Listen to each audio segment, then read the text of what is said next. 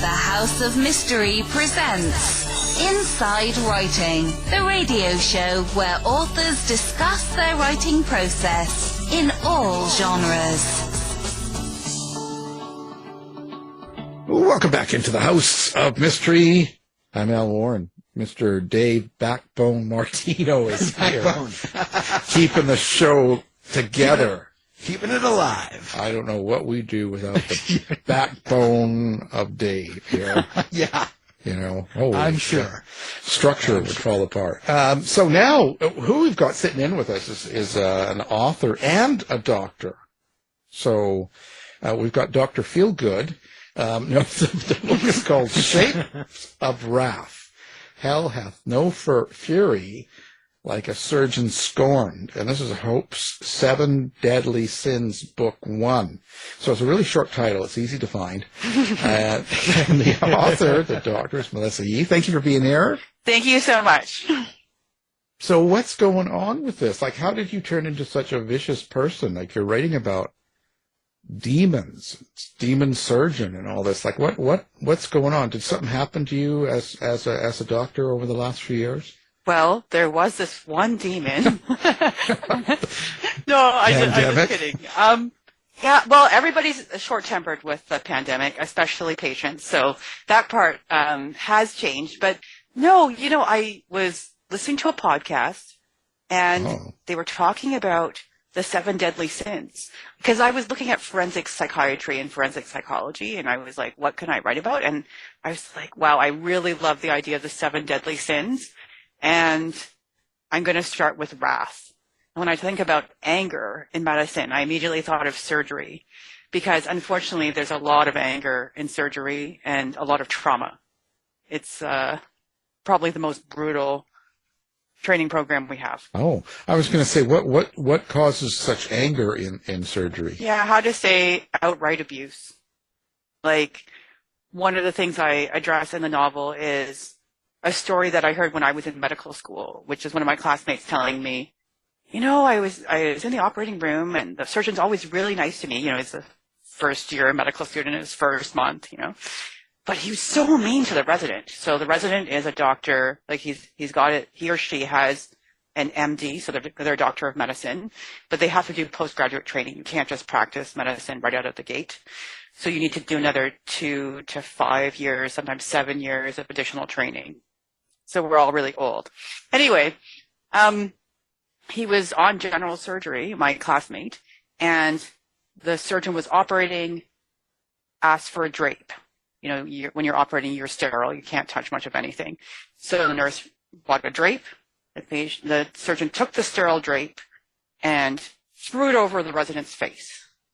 And they punched the resident in the face and kept operating. Wow. So why did you do that? Oh, I didn't do it. And it might have gotten toned down a bit since then. Like, other people had said, oh, yes, I know the sterile slap. So instead of punching them in the nose, you might get a slap across the face. But still, like, what other kind of work would you do where people would hit you at work in front of everybody and then keep on going? That is just considered part of the deal. Oh, radio. But that's why they have us separated. Yeah. I can't take the abuse. Beaten by. Wise move. Yeah, I get beat up all the time. Well, that's kind of interesting. So did you, when you put this book together, now you're doing a series, so you must have a tremendous idea or a huge amount of things going on in your brain to want to do a whole series like this. So there must be a lot of history going on. So did you have any problems putting together characters? Well, I have a whole other series with Hope. The medical crime series. So I have 9 books in that series that I could draw from. So I'm lucky in that I already have a world built, and if I want to add new people in, I can. But in this case, one of the challenges I found was, how do I want to incorporate the sins, and what would she be studying at the time? Because in residency, you're often moving month to month to a different subject. So she wouldn't be on surgery again next month. She'd be doing something else. And how would that embody that sin? And I know that for the seventh sin is going to be pride, and she will be doing forensic psychiatry. This is a spoiler, I have never done serial killers for Hope. I just found it too heavy a topic, but I thought for the seventh book, I will do serial killers. So that will be the most intense one. They're all locked up though, because they're in forensic psychiatry. So you should be relatively safe. Well, you got to have one get out or something. It's like another surgeon that you didn't know about. You know, I don't know. It's well, weird. If I take that idea, I'll let you know, Al. yeah. Feel free. You know? So you kind of put this, like you mentioned, Montreal, St. Joseph Hospital and stuff like this. How do you pick the setting when you're doing something like this to decide which hospital and where you're going to do this? Again, that's relatively easy just because in residency you have no choices. So when you graduate from medical school, you're assigned, like you do a match, a national match, and you can apply to any program in the country, so any specialty you want, at any city you want, but you sign a contract that when you're matched to it, you will go. So at the end of the year, you rank the programs and the cities you want, and they're ranking if they want you or, you know, another doctor, and you just end up anywhere. And it's supposed to be a legally binding contract that you can't say no afterwards. It's very high stress, and if you don't get matched to that, then you often apply to the United States, and it's a huge scramble afterwards just to try and grab any spots that you can. Anywhere in any specialty, because obviously you don't want to end up with this doctor of medicine degree that might have cost you $200,000 and like all your hair falling out, and then you can't even do anything with it, which has gotten to be a huge problem. So all that to say, when you are locked into your residency position, you also have a base hospital, and you're there most of the time. But for my books, I get to play around with it a little bit. So, for example, I'm going to do gluttony next.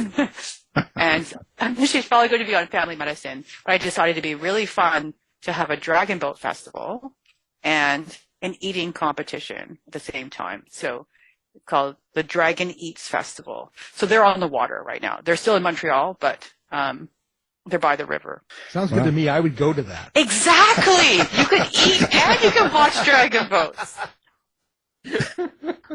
See, there you go. Now you see you got a fan already. Yeah, I pre-sold Dave. Perfect. Yeah. He's waiting for it to come up now.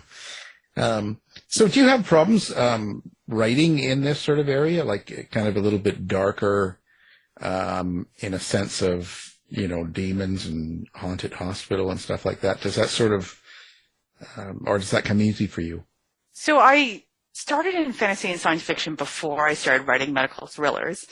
So in that way, it's a bit more natural to me. And I've never been someone who's just like black, white, you know, the other things don't exist. I'm always like, interesting. What if this happened instead? You know, so I've always had a lot of cognitive flexibility, I guess you might call it. But I don't tend to mix these two. So the last book of the series, White Lightning, was the first one where I introduced ghosts. And I was a little bit worried because I was just like, are they going to come with me or not? Is this too weird? You know, because medical thrillers don't tend to have paranormal elements. It's just too many things going on, you know. But people did seem to be able to handle it.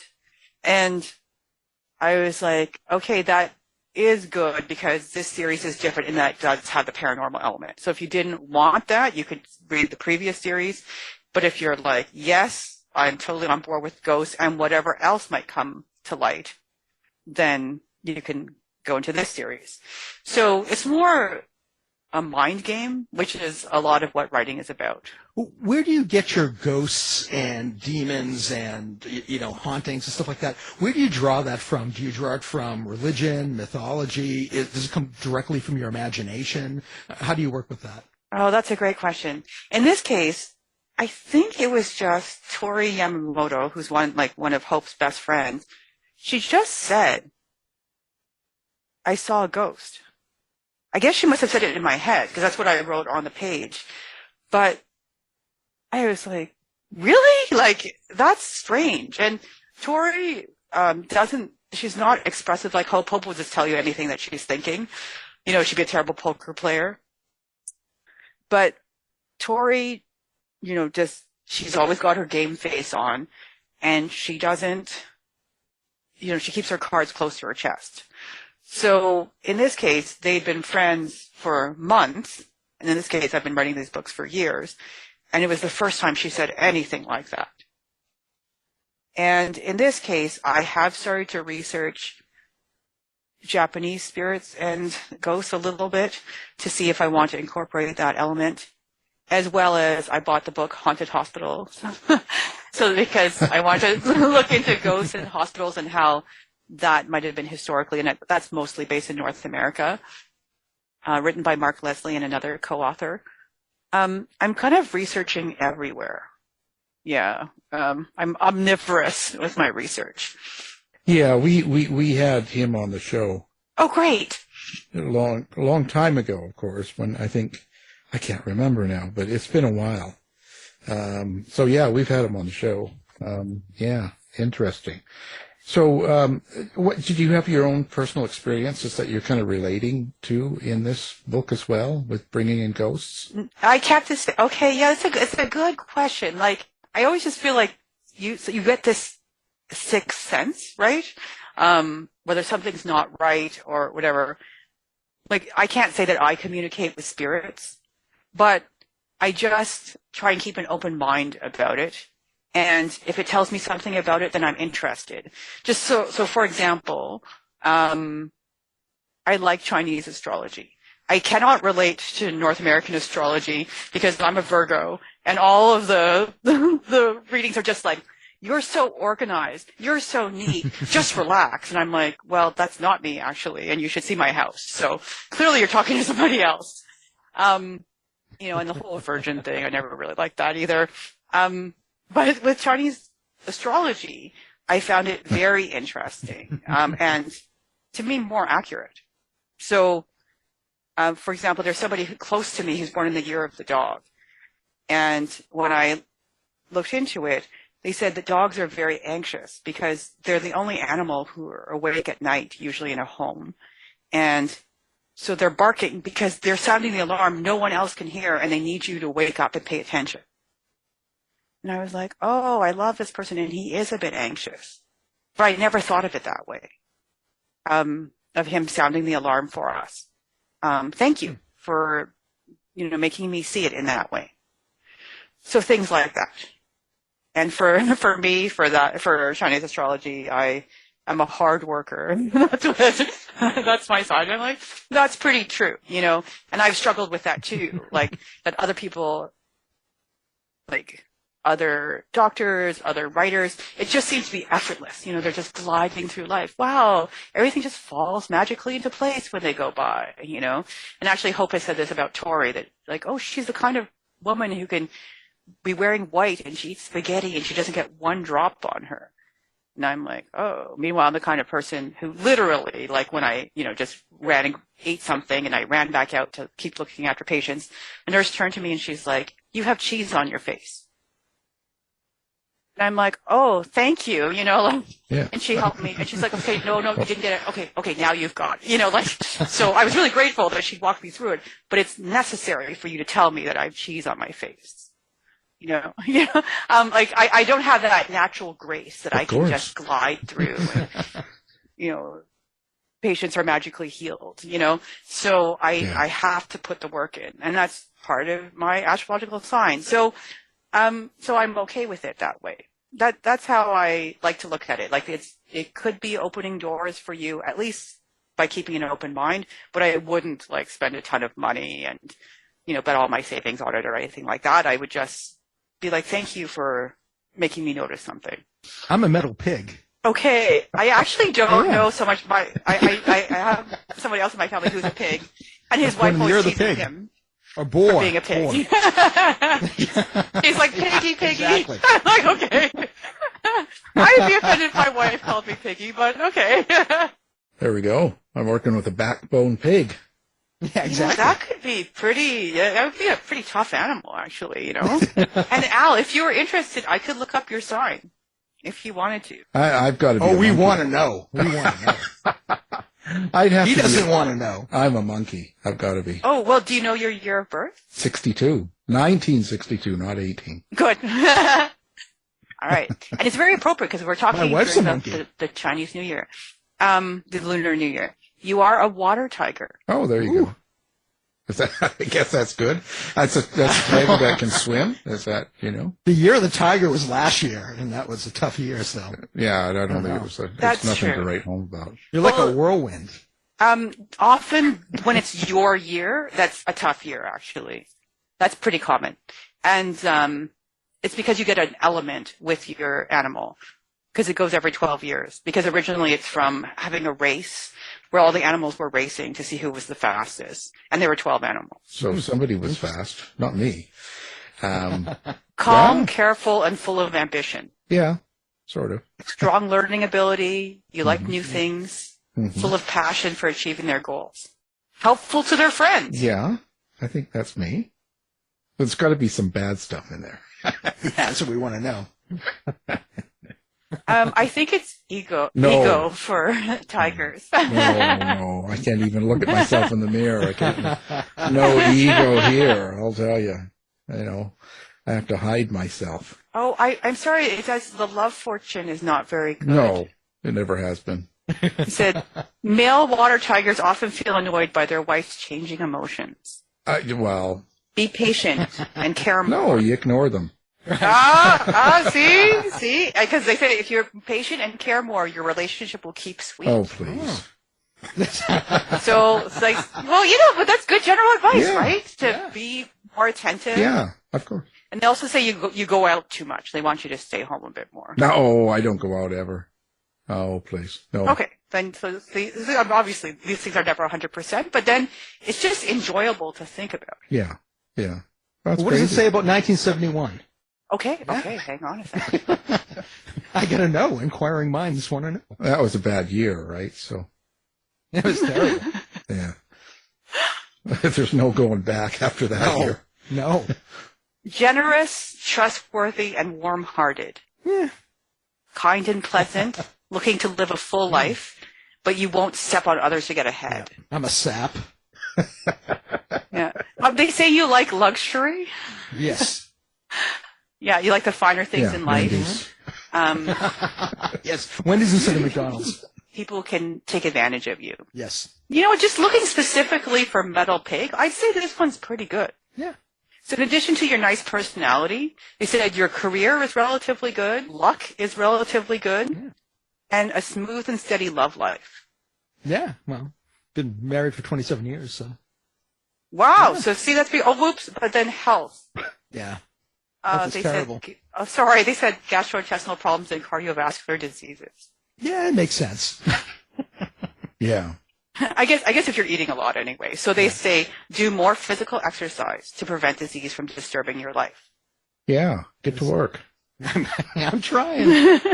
Trying it out. But see that again, good general advice. Like, why wouldn't you want people to exercise more? Exercise is good for everything. Yeah. Yeah, it is. Okay. So you're going to start running every day, 5 miles in the morning, Okay. do an interview, and then ride your bike for, a couple of hours, and get on the Peloton. Let's get to work. You're right. No more fast food. This is a prescription for health. That's right. Broccoli. It's kind of interesting though, because if you think about story wise, like if you had to choose, like, okay, good life, good career, good wealth, but then your health isn't so good. Yeah. Is that a good? Would you have picked that for yourself? No. Right? Exactly. Well, yeah. Yeah, so- it's hard to say because when you're young, you go for the, let's say the lighter things, the more, money, wealth, fame. Yeah. But yeah. you see, because you're not thinking about health when you're young, you think you'll always have it. So it depends on when you get to, if you look back at it. So if he was young and he would choose maybe some of the more things that were more luxurious, and less health-wise because you don't think about that. Yeah, it's true. So Yeah, you're right. Your stage in life will change. Your wisdom will change. there you go, Dave. No mistake. chose the wrong thing. You chose the wrong year to be born. Yeah. I did. Yeah, you have to call up your mother and call her a name or something. Yeah, I'm gonna talk to her a couple days. So. Well, it does make me think. In the olden days, they were worried about tiger girls. So, being ambitious and headstrong and stuff was considered culturally okay for the men, but for women, that was considered a deficit, right? Who wants a wife who will not listen to you and want her own way. So apparently back in the day, they would try not to conceive and give birth to any baby in the year of the tiger for fear that it would be a tiger girl. Right, right. Yeah, but because they still have issues with that today. Right. Well, let me tell you, North America also has a problem with strong women. Well, for sure. Yeah. I mean, anybody that's really strong as a female, it can be considered, like as they say, a bitch or somebody nasty. Exactly. But they don't realize that a bitch gets the job done. Yep. How much of the world is held together? Yeah. I mean, but it's weird how that still goes on after so many generations. That's still in the mindset of people that a woman that's strong or very, let's say, assertive or kind of knows what she wants and is doing it would be considered something negative when a man can do the same thing and he's considered something to be idolized. 100%. We go through this a lot in medicine, actually, because, they've done studies that people, they have shown that your chances of survival, so in medicine, the best outcome is reducing death, right? You want people who save lives. The best outcomes are with female doctors. For basically everything, your mortality, it goes down, your operating, the chances of the operation goes better, your, management with a heart attack is better, etc. But when they do patient satisfaction scores, patients are unhappier with their female doctor. They don't like them. And we get paid less. We make now I forget, but it was, everybody get paid 30% less, for women, no matter what the thing. And some people are like, how is that possible? Because in Canada, it's a lot fee for service, so you get paid based on what you're doing. Right. And in our case, it's because, I can tell you, people want to talk and talk and talk to me in the emergency department, for example, and they ask me for a urinal, they'll ask me for a warm blanket, they question why I chose that antibiotic, and then they want me to explain it to them 5 times, and they explain it again to my brother. It's just a complete waste of time. And whenever you say no, I have to go, which is what I say. Or, I explain it once, and then I might explain it twice, and then I'm less I have other people to see. Yeah. And then they're very angry about it, because you didn't spend all the time with them, but you cannot spend all the time with them. It's not possible. So you end up with these dissatisfaction scores, even though you have saved their life, or limb, or whatever, decrease their cholesterol so that they'll live another 10 years, whatever it is. So there's whenever I look around, I'm like, the answer is sexism. The answer is racism. There are always so many disadvantages. Yeah. I have said it's you're flying an airplane and you have 30% more drag all the time. And then for somebody like me, I'm Asian, so since we're on the radio, I'll just tell people that, when if you're not white, that also is a drag. And I remember that statistic, you were 88%, so 88 cents on the dollar compared to a white physician. So I'm like, well, you just put them together, and I'm making $56 out of 100. Don't tell them you're a lesbian. Exactly. You'll be paying them for your show. Yeah, so that's what's called intersectionality, in case your listeners don't know. But yeah, it just the discrimination just piles on. So it's not fun. And one of the things I do like with my writing is that I get to fight that and write a different world. Yeah, I was going to say that. I was going to say it sounds very important, and you talk about it. I wonder how much of that gets into the series in the book. Do you have your doctor, female doctor, if she gets asked something, she turns around and tells them, "Look, go to hell." Do you take the anger out, in a sense? Because a lot of writers will take their They fantasize when they're kind of escapism when you're writing a book as well. And sometimes it can be the person you're not, you know? Of course, yeah. I just have to balance it between escapism and realism because I'm not going to tell them to go to hell. You know, they'll complain to the college, and it's just this huge headache. Like basically, you're supposed to bend over and take it when you're a doctor. You could do that in the book. It's not real, you know. I mean, it's not. You know. Yes, I can, but I mean, but in this case, for example, I already have ghosts, so I'm not going to, you know, be breaking norms on all levels. So I try to keep it normal with the medical stuff and then bring in the ghosts, because otherwise it's just too many things and it'll fry people's brains. Yeah, I guess you can go too far, right? And then people get scattered and they lose theme of the story itself. So, yeah. Wow. But in one case, there was somebody who was really bothering me in real life, and I had modeled a character after them, so I shot them in the next book. Well, and hopefully you shot them and they suffered for quite a while before they die.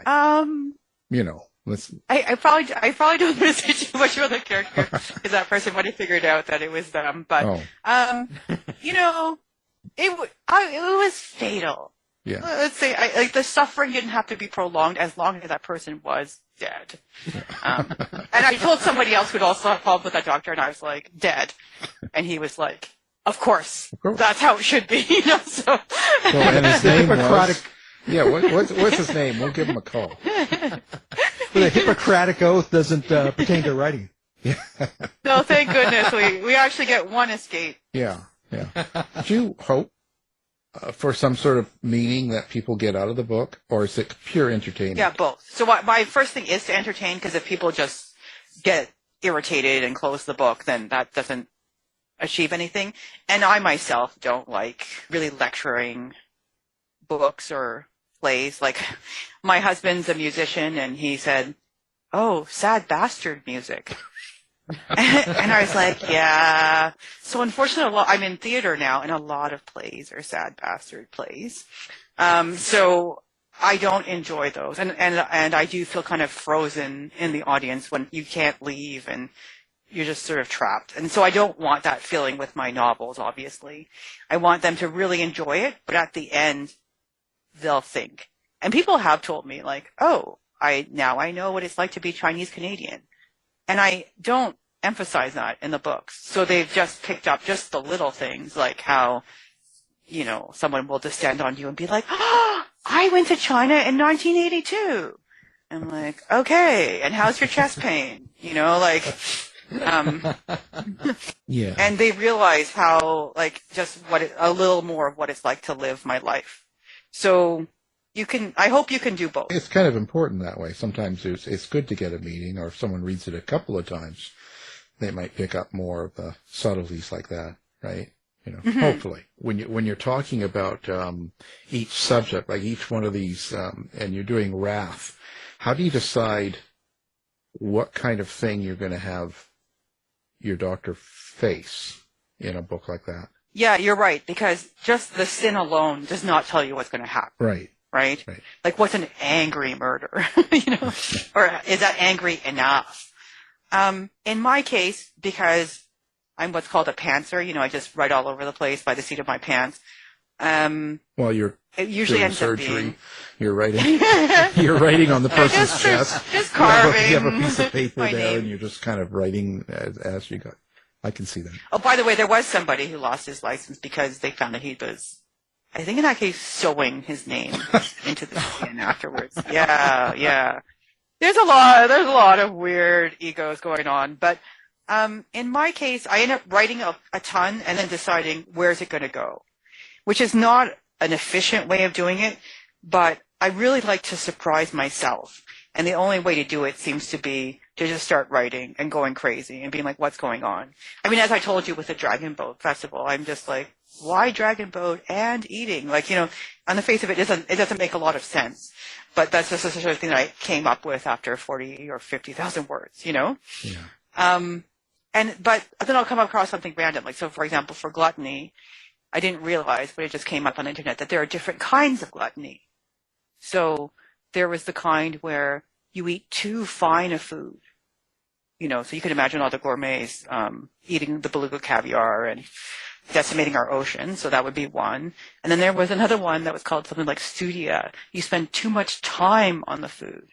And I was like, oh, that's a bad one because I'm a very slow cooker and baker. Like I just relax and I'm not efficient at all when I do it because I'm taking my time. And then the last one was amount, which is what we usually think of, but you eat too much, which is certainly also my sin. Wow. And so then I like to think, I just enjoy thinking about it, just like, okay, so which aspect would I like to tackle? Classically it would be amount, but it doesn't have to be because there have also been stories about people who, they're eating the most extinct species and then someone goes around and starts killing them, that sort of thing. So, where do I want to go with it? So for Wrath, I don't want to have too many spoilers, but that one was pretty easy. It wrote itself because the surgeons are so, some of the surgeons are so nasty. I should say, because some of the feedback from surgeons was, this is a really negative stereotype that we have to live with every day. And I'm like, I'm sorry. I do need to have a bad guy. But I recognize that there are a lot of excellent and compassionate surgeons out there. Yeah. Well, I think the vast majority of most professions are good, like, police or, any of these surgeons and all that. But the ones that get the attention are the ones that do the extreme or the ones that are very out there, right? So, and that makes people think that's how they are. Yeah, of course. If it bleeds, it leads. Yeah. And, that's what we get hooked on.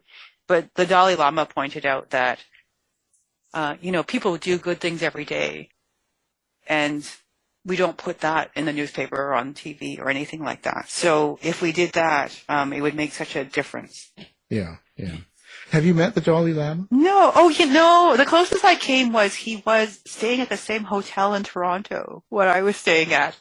And people, there was a lot of security, and I saw people walking around with scarves. I would have loved to meet him, but I think I was attending a medical conference or something. I just didn't have the chance. But he seems like, for me, a holy person. Well, you should have just went up and knocked on the door. Say, hey, how's it going? Let's hang out. That's right. I think he'd want to meet me, so I just thought I'd come and say hi. Yeah. Yeah, of course. He probably knows who you are. He's probably reading all your books. You're like, oh, Melissa! Yeah, I love your I came to Toronto hoping to see you. Yeah, that's what I'm here for. There's no other reason. That's right. Wow. How do you know when a book's done? For you as a writer, how do you know when it's finished? That is tough. And in this one in particular, actually, I thought it was done and it wasn't done. So, obviously for any sort of murder mystery, the crime has to be done and it has to be solved. So there has to be a sense of justice. So that's helpful. But in this case, to be honest, I had sort of an ambiguous ending where there was some punishment, but it wasn't like an eye for an eye, like the person hadn't died. Kathleen Costa, who writes reviews for Kings River Life, she wrote to me and she said, yeah, like this cannot end this way. I was like, oh boy. I had wondered about that because, just like with romance, you'd have a happily ever after. It's tricky in a mystery to have, not have the person die or get, behind bars or whatever it is. So I did have to fiddle with the ending a bit, but I really enjoy that. And the ending is much better now. So I think, after reading a ton and writing a ton, you do have a sense of when something ends. But I also find it such a great process of discovery when somebody can also give you feedback and you're like, you're right. Let me rework this one more time. You should just take that Kathleen Costa and say, look, who are you talking to? Do you not know who I'm talking to? The Dalai Lama came to Toronto just to see me. What are you talking about? You're telling me? That's what you should have said. I mean, what is it? Okay. Yeah. Do I have to take over managing you? Like, this is just crazy. Don't. You know what? I guess the water tiger knows how to manage stuff, right? That's right. You gotta step out there and say it, No. But on that same kind of level, after so many books, is it getting easier to write? I have to fall into the camp of every book is tough. And in my case, like, sometimes I'll just go back and I'll be like, let me read how do you write a mystery? Like, I just feel like I need to start back at the beginning. So in some ways it's easier. Like I said, I do know this character, you know, she's based on me, so that always made it easy. But I know the world. I know the secondary characters, like, so I can discover new things and move them around. But on the other hand, it's tough because everything's changing. I mean, writing has changed. Like, a lot of people have remarked on the fact that you used to be able to do long description of setting and your house and, you know, the hills outside and whatever. And like, that you cannot do that anymore without losing most of your audience. You know, people's attention spans are shorter and so on. So it is harder. I hope I'm getting better with every book. Like, certainly with this one, the feedback I've gotten is that a lot of people say they can't put it down. So they end up reading it in one shot. And one of them said, and I've never done that before. And I was like, ooh, because she had read all my other books. So obviously they hadn't kept her until 3 or 4 a.m. What's she trying to say? So what are you trying to say? That's terrible. So hopefully the thriller element has gotten better. So I guess I would, like, as a summary, I would say they are harder to write, but maybe it's also because I'm challenging myself every time. Well, with all these books that you've written, have you noticed any reoccurring themes or motifs in your novels? I have. I don't know if I should say them all because, like, I don't want to, because sometimes I catch myself and I'm like, wait, you used that as a clue before. But, you know, my family always comes back up. And I have to say, when I had them in real life, like, I could get quite annoyed with my family, you know. But on the page, I'm like, well, that's just funny. And it's kind of weird because, so my mom can be like, eat your bone soup in real life. And I'm just like, Mom, I don't want bone soup, you know, and like, I've never liked it and it's super frustrating. But then, you know, on the page, I'm like, oh, there's Mom pushing her bone soup again. And then that's all right. So, you know, family comes up over and over. You know, the hierarchy in medicine comes up, obviously. But I do love the idea of justice. I think that's anybody who writes mysteries and thrillers that comes through. Although I do sometimes toy with the idea of what is justice. Because, for example, when Anne Perry wrote a book where the person wasn't, like the villain wasn't brought to justice in the usual way, she ended up that it was, they died socially. So no one would speak to them anymore. They become completely cut out. And in Victorian England, that was in some ways worse than dying. And I was like, wow, that's interesting. I wonder if I could do that. Is that true? Could we have a parallel like that in our society, for example? Yeah, it's being canceled from Twitter. Mm-hmm. Yeah, would that make you feel as though you died? Sure. Well, some people. Right. So I thought it was an interesting idea to play with. Listen, I've got my pen out here. So now tell me, how do we become a successful writer? What's the secret? I want to write this down. I wish I knew, right? Yeah. Like everybody says, so you have to have the good book. Like if you don't have the good book, then nothing else is worthwhile. And then, my mentors would tell you, you got to have a good business sense. You know, you have to know how to market yourself. You have to understand copyright so you don't sign all your rights away. You have to figure out the world. And unfortunately, marketing, you know, is that interaction, art and commerce, and that's so tough. Because I guess when people say successful writer, they usually mean money. Right. And I do love the writing and the books and the art of it. So how to become a successful writer, you know, read, write, you know, always trying to get better.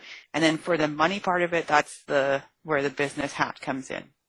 And you have to know it, because if you just hire somebody, at least 50% of the time, you'll end up just losing your money, and maybe more like 90%. Okay, I've got that written down. Okay. Yeah, so I have a downer answer. You didn't get Well, I was looking to figure out how to become a rock star here. Like, what's going on? You know, I thought, geez, I could do this. No, I guess not. Well, I'll keep trying. Well, you know, yeah, you've got the skills and you've got the ego, so you can go for it. Yeah. I'll try writing. I'll write. I know what I'm going to do. I'm going to write a series, and I'll be a doctor, And Wow, those do super well. Go ahead. well, so in a sense, you're writing with the Doctor series and stuff like that.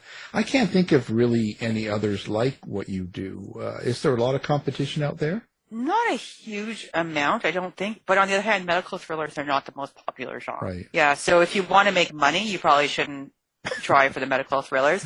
Romance is the most popular genre. No joke. Like 50% of all books sold are romance. And romance readers are voracious readers. So even though they don't like to pay very much per book, they'll read your entire back catalog and be very loyal. Right. So you probably noticed that often there are families. So like if you look at Bridgerton, there are like 8 brothers. So you just marry them all off, and 1 sister or something. So you just, every book is you marrying one of them off. Yeah. It's a very successful strategy. Well, why don't you have your doctor have some romance with a ghost? Maybe they get married to a ghost, right? There's that woman in England divorcing her ghost. Oh, I missed that. Yeah. So there you go. See? I like that Al has, these ideas of where to go. I'm just like, okay, never occurred to me. Hope already has 2 boyfriends, so I didn't think of adding a ghost to the mix, so that's definitely a suggestion no one has ever made to me before. Well, I mean, you're dating. Let's play the field here. You never know. There weren't enough guys, so add in a ghost husband that you can divorce. Okay, got it. Well, think about this. The ghost might have a lot more personality, They can get more of the job done. I'm telling you. It's less problems. No politics. So Al is team ghost. Yeah. Okay. Yeah. Yeah, team ghost.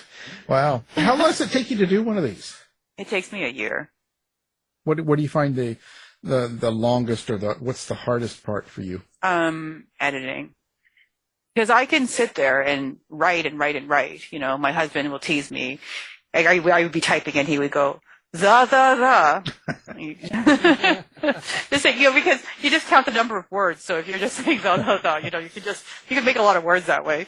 But then to actually turn it into a coherent story that makes sense. Like sometimes I try to explain to people, and then we could have this, and we could do this, but then also don't forget, I was thinking about the scene on a boat.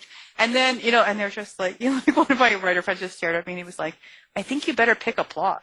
I'm like, okay, so I end up throwing away hundreds of thousands of words. So it's kind of embarrassing, compared to the other people who are able to, again, just hit it out of the gate and seeming not to have any problems. I'm like, but I could run backwards and then there could be this magic snowball, like all these things that other people are just like, what was that? Yeah. Well, what gets you inspired? Is it like, when do you feel the most creative? Is that like during surgery or medical procedure, or is it just after or before, or like what is it for you? Driving a car? Like what? So mornings are good for me, and walking is good. Like we have 2 dogs, so walking our dogs. And sometimes mulling things over. Better if I'm by myself, because if you're talking to somebody else, then you're distracted. And actually, when you say during a medical procedure, often my patients are awake in the emergency room, like it's a minor procedure, and I just put in local. So I'm talking to the patient. So I really am not creative at all. I'm trying to make them calm. Yeah. and keep them in good humor, not crying if I'm sewing up their hand or whatever. So, yeah, that's not creative at all for that. You don't ever go later, though. I enjoy joking around with the nurses and stuff afterwards. But, yeah, alone time is really great. Reading is wonderful. Like, I'm not a huge TV and movie person. Right. Sometimes people be like, for this series, for example, people are like, what's in the box? And they're talking about the movie Seven, which I had never seen. Oh, right. Yeah. And I was like, I better go watch the movie because people are talking to me and I don't even know what they're talking about. Yeah, yeah. How'd you like it? I did like it. Morgan Freeman, how can you go wrong with that man? Right. And I had never really seen Brad Pitt. I was never super attracted to him or anything. So I was like, yeah, he was pretty good. Yeah. Or even very good, better than I expected. Yeah. Gwyneth Paltrow was very charming. Well, Although I did guess the ending, kind of. what more could there's you no ask reason for? for the Gwyneth's wife. head in a box. Oh, you said it. Okay, I didn't want to spoil the ending, but okay, you just went there. Okay, I was like, there's no reason to show the wife so much unless something happens to her. Yeah. Or something. Yeah, she's got to be involved somewhere. Something's got to. Yeah. That's right. Yeah, you don't keep going over their house and eating dinner with all the stuff. Yeah. Unless like she plays a role in the plot. So at the end, I was like, "Oops, here it comes." Okay. Yeah. Yeah. Sorry, Gwynnie. I wonder if they had one of her vagina-smelling candles in the house burning while they were. Okay, I didn't hear about that either. You don't know about that? She sells that on Goop. She's got a candle. I did know about the jade egg. Yeah. But no, I didn't know. She's More got than you wanted candles. to know. She's got candles with the scent of a vagina.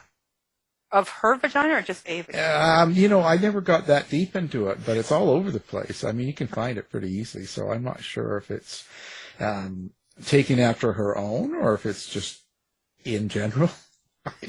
Okay, yeah. I mean, because I'll just say medically, everybody smells different. So, but I'm just going to add, I just medically again for the jade egg. The reason why it came up in medicine was because Jen Gunter is a gynecologist who often takes down Gwyneth Paltrow's, nonsense. Yeah. And in this case, you don't want to put a jade egg in your vagina because it's porous. You're just introducing bacteria. It's not a good idea. Yeah. So who do you want to listen to? A celebrity who has zero training or a gynecologist? Yeah. You listen to the gynecologist. Exactly. Okay. Yeah. I'm totally over any of that stuff. People, you want something medical, you go to a doctor. I'm, not spreading any more lavender oil all over my legs. Just make them better. Yeah, exactly. Because I think you're in California. Well, I can be, but I'm not at the moment. Okay. Just when I was there, because I was a finalist for the Roswell Award for short science fiction, twice actually. And I met a very nice actor, and I was like, I'm an emergency physician, and he just stared at me, and he was like, "You mean like a new age physician?" That sounds like LA. And right, it was LA, and I was just like, "No, I mean an MD." And I thought, why? Okay, I'd never heard of a new age physician before, but like, why you would want one in your emergency room? Yeah. This was beyond me. Well, they got their training in the forest. They're I was going to natural. add that at least a vagina candle, that's not going to hurt anybody. So I'm okay with it. Well, I don't know. Whatever. I haven't smelled it yet, so I don't know. It's not going to harm you. Okay, whereas like you don't want to get toxic shock from a jade egg. Right. Or whatever the new age physician would do. Well, she's on to something because I heard that they sold out. So the candles. So she's on to something. Oh. Yeah. Yeah, she definitely is. I mean, quote unquote success. If you want success on a money level and you don't mind selling out, model yourself after Gwyneth Paltrow. Well, you don't need any training, I think, to be a new age physician. So I'm getting a business card tomorrow. There you go. That's your new business That's my model. new business. I'm a new age It's solved physician. for you. I told you your Chinese horoscopes, and I gave you a new business model. Yeah, Great. perfect. This is one of the strangest conversations I have had. Yeah. That's what we want. Try. That's what we want to get people into. Well, now, speaking of angels, so how did you interact? Do you like to be social with your readers and fans and all that? Do you have social media set up or websites, and do you kind of, do you... Wow, beautiful segue. Yeah. Yes, okay. Yes, I do have a website, and the easiest way to get to it is www.myi.ninja, Ninja. Because my name is too long. Right. And I'm also on Facebook, Twitter as Dr. Sassy, but most people aren't using Twitter as much now. Yeah. And TikTok at MYI Books, and Instagram melissa.yuanninnes. That's interesting. Could I tell you one other thing about interacting with fans? Sure. So I'm excited about this. So for The Shapes of Wrath, one of my friends, like both of the couple actually have offered to cater the book launch. So we're actually going to have a little party on February 6th where they're going to make homemade pasta and some ingredients that are hinting at food for gluttony in the second book. So people will be able to attend through Facebook Live, and they could potentially guess at least some of the meals for the next book. So I am going to invite, it'll probably be about 10 people in person, and the rest will be online. This will be a first time, never done anything like this before, to have kind of a relatively catered meal for my fans, but it's worth doing, especially as a prelude to gluttony. Wow, sounds interesting. Wow. So, of course, we'll have your website up, too, so people can find you that way. And, wow. So it's going to be kind of like Hannibal Lecter, isn't it? Okay. Do you think that's one of my secret ingredients? I hate liver, so it's not going to be one. I'll just tell people right now. Forget it. Ian? My mom literally said to me the other day, she was like, liver and onions? And I was just like, oh my God, I've hated liver my entire life, and my mother's still offering it to me. Yeah, I know. Isn't that, you didn't get enough, you see. You have to have more liver and onions to be healthy. Okay. I just we should just say something else delicious to try and get rid of that horrible image. We'll just light a candle. Okay. Well, there you go. Well, we are out of time, of course. And, of course, the book we're talking about is The Shapes of Wrath. And it's Melissa Yee. Thank you for being here. Oh, my goodness. Thank you so much for having me on this crazy ride. Thanks, Melissa. You've been listening to the House of Mystery radio show. To find out more about our guests, hosts, or shows, go to www.houseofmystery.com. Show's over for now. Was it as good for you as it was for me? Yeah. Good night. This has been a production of Something Weird Media. I'll be back.